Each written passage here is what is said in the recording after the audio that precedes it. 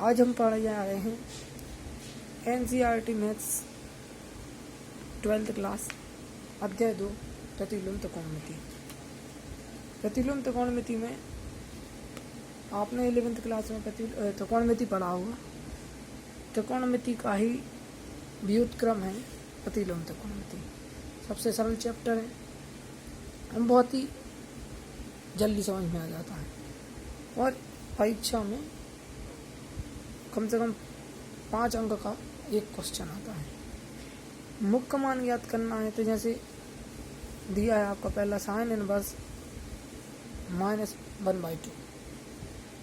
तो मुख्य मान याद करने के लिए सबसे पहले हम क्या करेंगे, हमें पता होना चाहिए हमारी जो त्रिकोणमिति अनुपात वो कितने होते हैं, 6।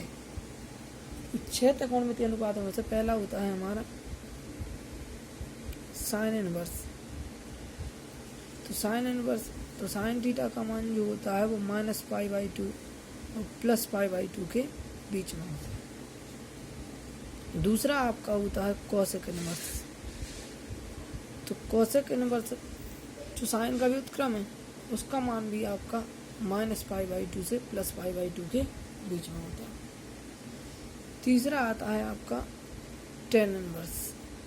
तो टेन इनवर्स का मान भी -π/2 से +π/2 के बीच में होता है।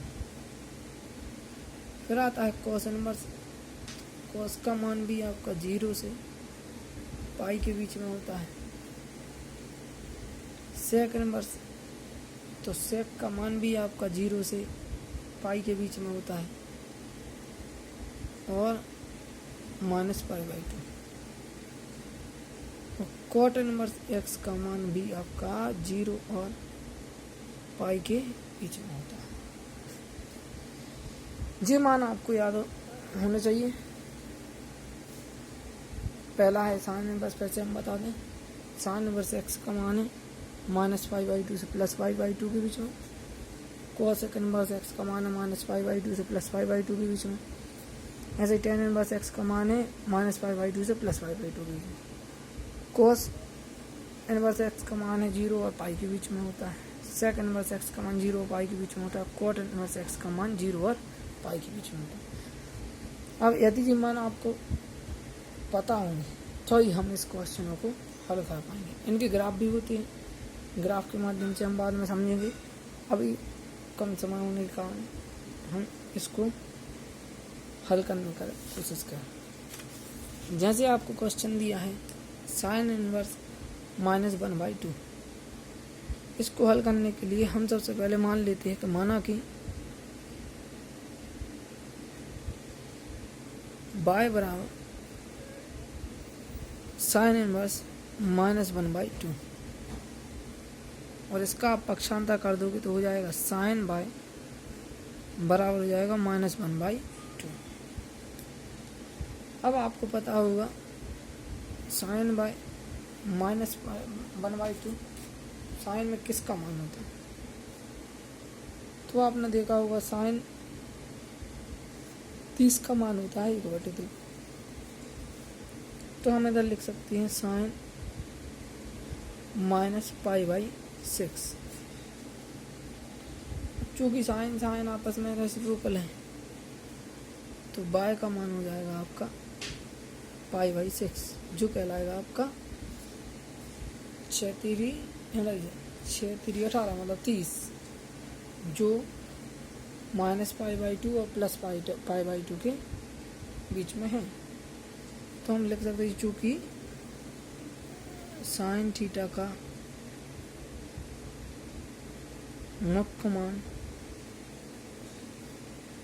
-π/2 व π/2 के बीच में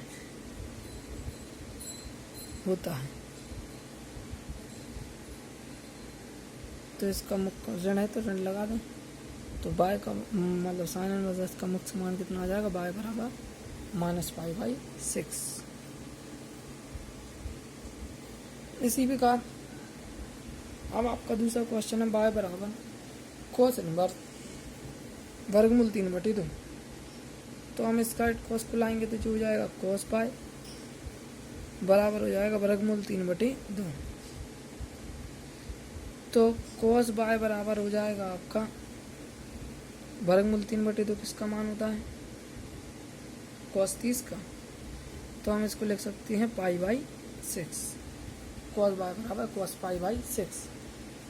और चूँकि आपको पता है cos थीटा का जो मान है cos इनवर्स x का मान का मुख्य मान वो 0 और पाई के बीच होता है। तो बाय मतलब cos से cos हो जाएंगे तो तरफ बाय का मान आ जाएगा आपका π/6 जो कहलाएगा आपका 30। अब अगला क्वेश्चन है आपका cos इनवर्स 2।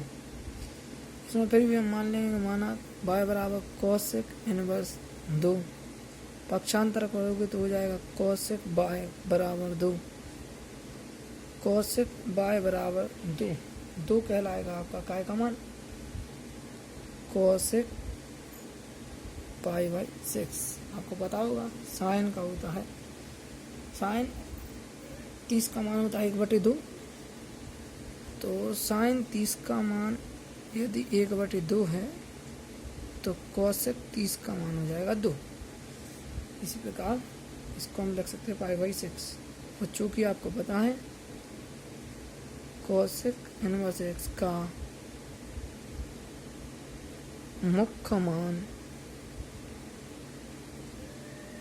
-π/2 और π/2 के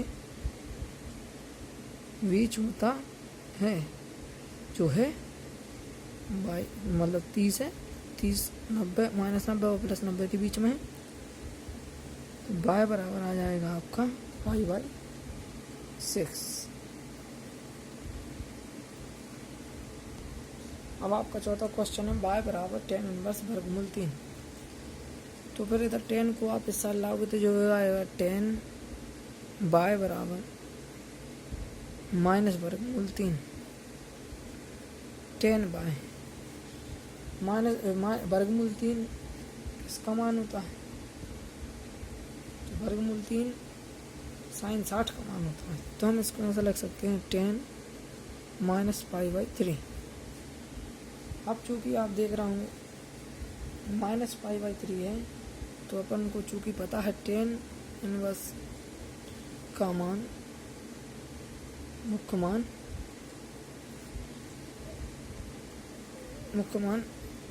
-π/2 से +π/2 के बीच होता है। और आप जो भी देख रहा हूँ उधर 30 दिया है तो बाय बराबर हो जाएगा आपका -π/3। 30 नहीं मतलब 60 π/3 घटाना -π/3। अब आपका पांचवा क्वेश्चन है cos इनवर्स -1/2। तो पर हम इसको मान लेंगे बाय बराबर cos इनवर्स -1/2। पक्षांतर करोगे तो cos बाय बराबर हो जाएगा -1/2। अब चूँकि आपको पता होगा 1/2 का मान cos 1/2 का मान किसका मान होता है? cos 60 का मान 1/2, लेकिन ऋण 1/2 का मान होगा 120 का।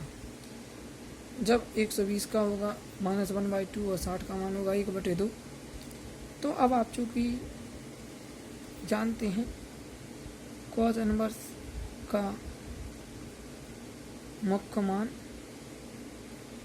0 और पाई के बीच में होता है, मतलब 0 और 180 के बीच में होता है।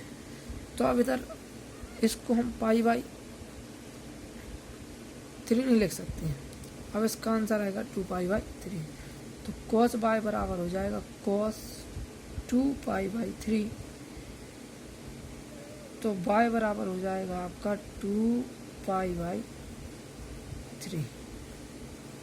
बाय बराबर कितना हो जाएगा 2π/3।